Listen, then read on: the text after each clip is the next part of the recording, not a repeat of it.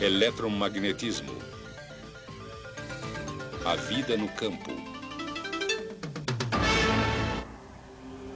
Na Lua, um astronauta é protegido do ambiente hostil por uma roupa espacial projetada cuidadosamente. Ele não precisa se preocupar com o vácuo no espaço ou com as temperaturas extremas da Lua. Mas existe outra ameaça invisível que poderia lhe causar danos: a exposição à radiação de partículas carregadas que fluem para o espaço partindo do Sol. Chamamos esse fluxo de matéria contínuo de vento solar. E uma roupa espacial não protege adequadamente de surtos extraordinários no número de partículas. Há mais que 3.000 anos, astrônomos chineses observaram pontos escuros na superfície do Sol. Hoje sabemos que esses pontos são de fato zonas de intensa atividade magnética. Manchas solares como esta geram outras atividades solares como labaredas e protuberâncias, penachos escaldantes de gás brilhante que às vezes chegam a mais de 150.000 quilômetros acima da superfície do Sol, ou 12 vezes o diâmetro da Terra. Cada erupção solar maciça impele um surto adicional de partículas carregadas para o espaço. Como partículas individuais levam até 2 dias para alcançar a Terra, um aumento no número de manchas e labaredas solares serve de sinal para os cientistas de que o vento solar vai se intensificar, tornando-se uma torrente de radiação mortal em nossa direção. Felizmente para toda a vida na Terra, o campo magnético que envolve nosso planeta nos protege desse perigo. Como? Lembre-se que um condutor levando cargas em movimento dentro de um campo magnético experimenta uma força que é perpendicular tanto ao campo quanto ao movimento das cargas. Essa força também estará presente esteja a carga se movimentando através de um condutor metálico ou livremente no espaço. Cada partícula carregada em movimento tem seu próprio campo magnético.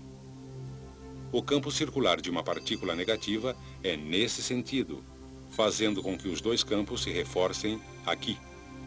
O princípio do motor diz que essa repulsão empurra a partícula negativa para a esquerda.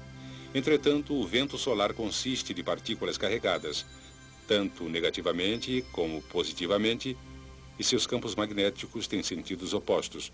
As partículas positivas defletem para o outro lado.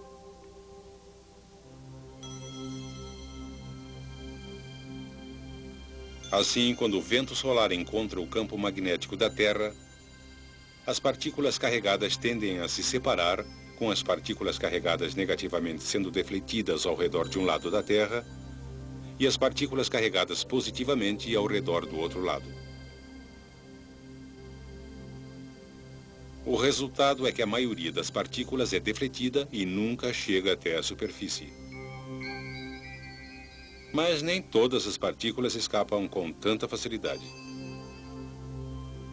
Algumas ficam retidas durante um tempo em 2 grandes áreas em forma de rosca, denominadas cinturão de Van Allen, centralizadas acima do Equador. O cinturão interno se estende de 1.000 a 5.000 quilômetros acima da superfície, enquanto o cinturão externo se estende de 15 a 25.000 quilômetros. Ocasionalmente, partículas desses cinturões conseguem infiltrar-se na atmosfera e são dirigidas para os polos norte e sul pelo campo magnético da Terra. Perto dos polos, elas colidem com átomos e moléculas na atmosfera e os excitam, liberando o excesso de energia na forma de luz.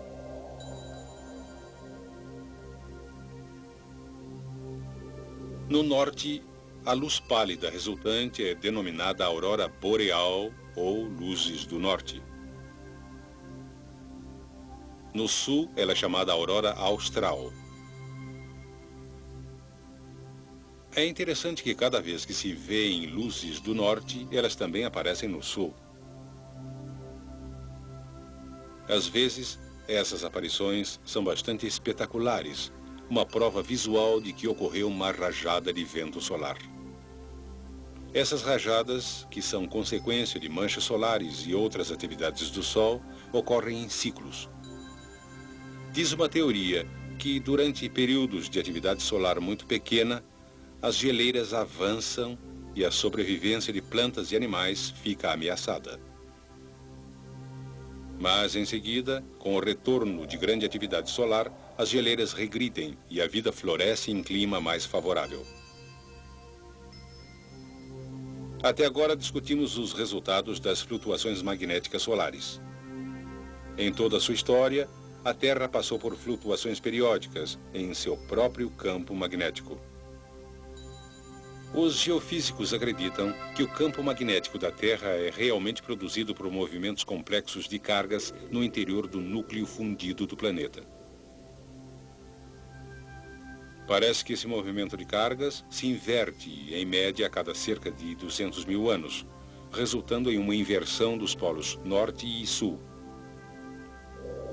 O movimento de cargas no interior do núcleo é misteriosamente desacelerado, reduzindo o campo magnético a cerca de 10% de sua força normal.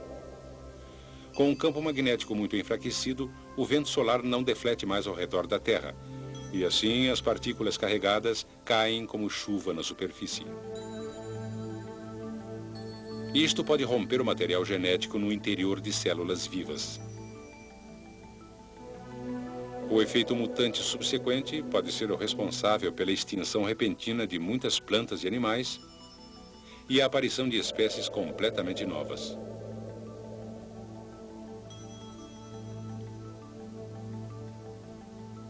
Então, o campo magnético enfraquecido se perde e retorna à máxima intensidade. Algumas poucas espécies realmente se desenvolveram com a capacidade extraordinária de tirar partido do campo magnético da Terra. Por exemplo, usam o Sol para a navegação. A facilidade com que elas viajam em dias em que o Sol não aparece é menos conhecida. Entretanto, experiências em que pombas receberam protetores de orelhas contendo minúsculos ímãs mostraram que em dias nublados, quando não podiam depender do Sol para a navegação, elas logo se desorientaram. Quando os protetores foram retirados, essas mesmas aves logo se recuperaram e facilmente chegaram ao seu destino. O material magnético no cérebro da pomba permite de alguma forma que ela voe como se tivesse uma bússola na cabeça.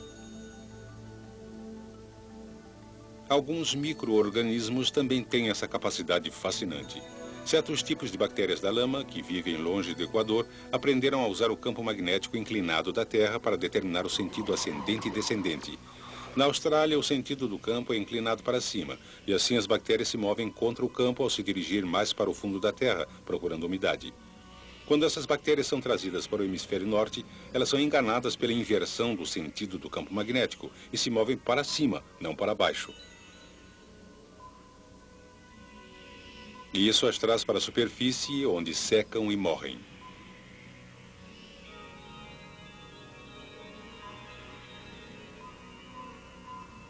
Foi a presença de um campo magnético que ajudou a Terra a se tornar um planeta agradável para seres humanos e outros organismos. E foi a compreensão do magnetismo que permitiu a uns poucos corajosos se aventurar a explorar a face desconhecida da Terra.